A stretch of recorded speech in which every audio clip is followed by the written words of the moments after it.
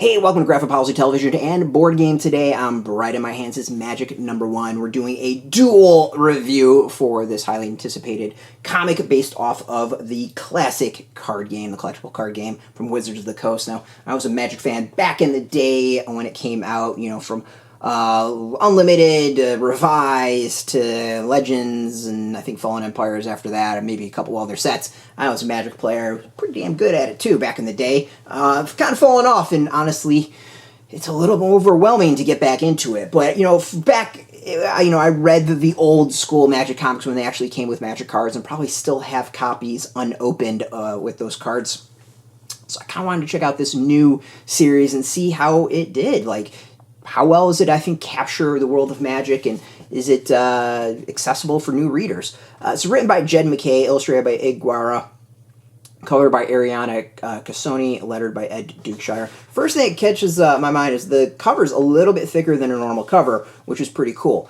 So the series takes place in Ravnica. I think that's how you pronounce it. A big, sprawling city in the world. Of course, for those who don't know, there's things called planeswalkers, which are kind of magicians that can walk between the various worlds of Magic, multiverse. Embrace the multiverse, so each world has kind of different style and all that, and they wield these magic powers based off of colors, stuff like that. Basic, quick way of describing the game and the world. So this takes place in one of the worlds, and it takes place in the city, which I think is a little unexpected for maybe people who are new to the game and don't really know the world all that well.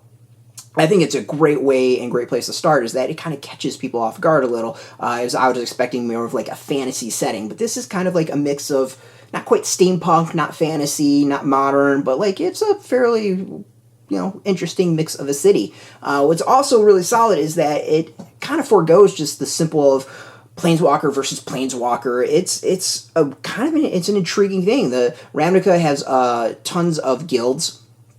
And 3 of these planewalkers who are heads of their guilds there's an attempted assassination on them. So it brings them together to kind of solve this mystery. Really simple concept as far as story, but works really well.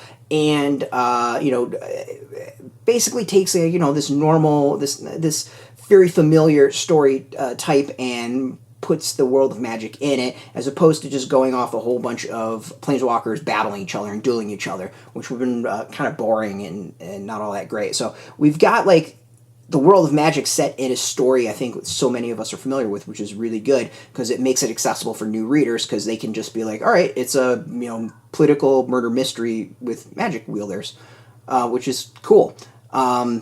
The other thing I think is really good is it doesn't go too steep into the actual Magic cards and abilities and all that. Instead, it's there, and I think longtime fans of Magic the Gathering will appreciate that and be able to spot more than maybe the average person. There's a lot of stuff I was like, I'm pretty sure that's a spell, but I don't know the cards well enough to be like, that's X, Y, and Z, which is kind of cool. So overall, there's a nice mix of, I think, spot the reference for longtime Magic fans and a solid introduction for people who are new to the universe and world. The art is, I think, really, really nice.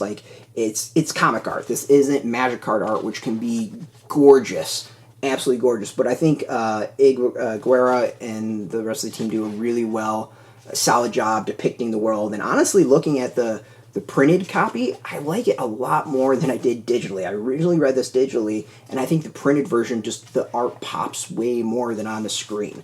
And I don't know what it is. The art, the paper itself is a little bit thicker and a nicer grade than I think your average comic, which really stands out. We're going to end it there. Beautiful colors, really pops. It's funny is this is the comic that I think I like better printed than I did on digital. And the printed actually, I think, does it a real nice justice. I think the only thing that would make this amazing is if they went back and did the old school, here's a card within the comic itself, which, would be a nice throwback. But overall, if you are a fan of Magic the Gathering, check it out. If you like fantasy comics, check it out. If you just like comics in general, check it out. This is out now in comic shops. You can go get it. We've got a link beneath this video where you can go find a local comic shop, put in your zip code, tell the shops near you. No shop, no problem. We have some affiliate links. There are affiliate links, so we get a small percentage by doing that. You help support our site, so thank you.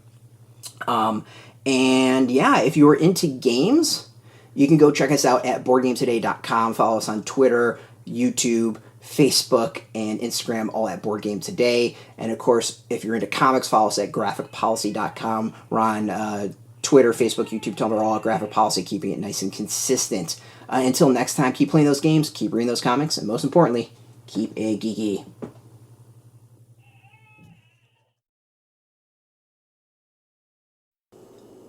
Hey, thanks for watching Board Game Today. We always appreciate your views and your support, but there are so many ways for you to support our site. Not only can you do it right here on video, but you can go and check us out at BoardGameToday.com, where we have more news, reviews, interviews, everything you could ever want. But since you're here, if you could, you can always give us a like, subscribe, or share our videos or watch something else. Is always much appreciated, and get your game on.